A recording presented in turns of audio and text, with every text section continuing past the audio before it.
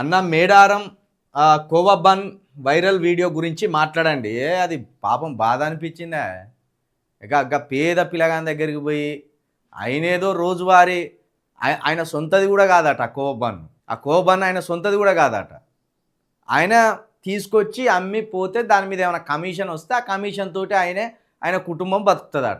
ఇక కోవా బన్ ఆయన దగ్గరికి పోయి అసలు వీళ్ళను ఏ చెప్పుతోడు కొట్టాలో అర్థమైతలేదు వీళ్ళు. కోవా బన్ ఆయన దగ్గరికి పోయి నువ్వు తిను, 1000 కోట్లు దోపిడీ చేసినట్టు ఆయనను బెదిరించుకుంటా, ఆయనను బలికించుకుంటా, ఓడు కాకపోతే ఓడు మైకు పెట్టుడు, నువ్వు తిను.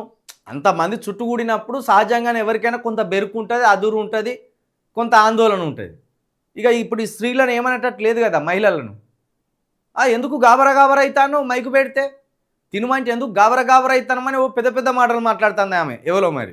అటువంటి సామాన్యులను పట్టుకొని బెదిరియడానికి మాత్రమే కొన్ని ఇటువంటి యూట్యూబ్ ఛానళ్ళు ఉన్నట్టు కనబడుతుంది. సామాన్యుల దగ్గరికి పోయి బెదిరియడం. నీకు దమ్ముంటే పోయి రేవంత్ రెడ్డి దగ్గర పెట్టు మైకు, కేటీఆర్ దగ్గర పెట్టు మైకు. ఎందుకు భయపడుతున్నావు కేటీఆర్ అని అడుగు, రేవంత్ రెడ్డి ఎందుకు భయపడుతున్నావు అని అడుగు.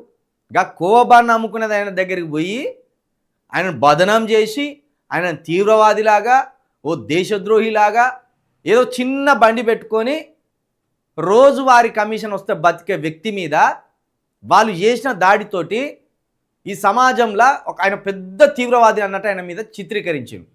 కానీ సమాజం అంతా ఆయనకే అండగా ఉన్నది. ఆ కోవా బన్ ఆయనకే అండగా ఉన్నది సమాజం అంతా. చూసింది కదా, డైరెక్ట్ చూసే వరకు పాపం ఆయన పరిస్థితికి చూసే వరకు చాలామంది కూడా ఏడుపు వస్తుందన్న వాళ్ళు అట్లా అడుగుతా అంటే అని సోషల్ మీడియాలో కామెంట్స్ పెట్టింది. అటువంటివి మానుకోర్రి. ఓ యూట్యూబ్ గొట్టం పట్టుకొని పోవడం, వాని వీని బెదిరియడం, ఏందో వీళ్ళు పెద్ద సమాజానికి ఉద్ధరించినట్టు ఓ డ్రామాలు చేస్తారు. అన్నీ పనికి మాలిన ముచ్చట్లు చెప్పుకుంటూ తిరుగుతూ అంటారు.